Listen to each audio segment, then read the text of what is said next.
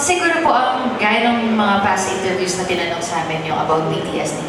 As we all know, even us, hindi rin kami knowledgeable about PTSD. Kasi sometimes, merong details na sinasabi na, oh, ganito ako may PTSD. Ito yung mga triggers.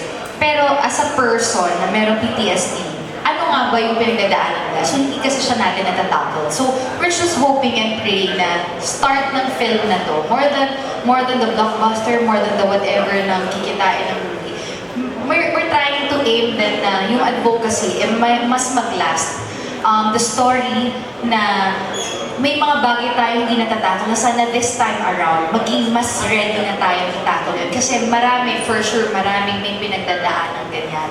And hindi lang naman kailangan sumaba ka sa gera para magkaroon ka ng ganong pinagdadaanan. So sana, we're just hoping na starting from now, from this film, Topa, mas maging aware and mas maging kind tayo sa bawat isa because we don't know kung ano pinagdadaanan ng bawat isa. So yun lang. And, yeah, I think I agree with what Julia said.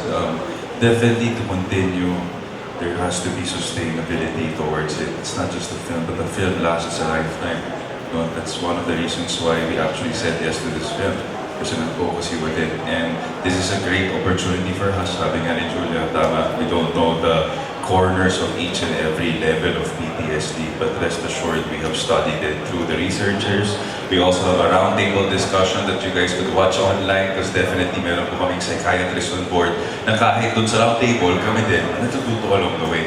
Because obviously as actors, we can only do so much. We do our own researches, we do our own things, but definitely to be part of an advocacy besides the fun of doing a film would always be great. So I guess to answer your question, to sustain this, I think the film itself will sustain and remind people of mental health awareness. Pero for us to be able to continue it, I think amongst ourselves as individual citizens, no, that now we're aware, we could spread it amongst ourselves, not just through movies, but through our everyday lives.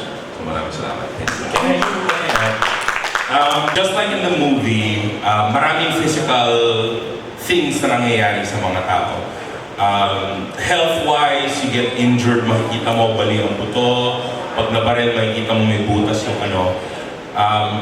Ang maganda dito sa film is that it also shows that mental health matters and we cannot see the wounds until we talk about it. So that in itself is the sustainability of it. People actually talking about what is in their head and physicalizing, manifesting kung ano yung sakit na pinagdadaanan nila. Kasi hindi natin nakikita. So, I believe this film brings forward that concept na huwag na natin hintayin umabot doon. Let's talk about it now before things start exploding. Okay, to add that, kasi the reason why na hindi na discuss ang mental illness or PTSD sa Philippines, hindi dahil na we are, what you call this, we are numb to that. At the same time,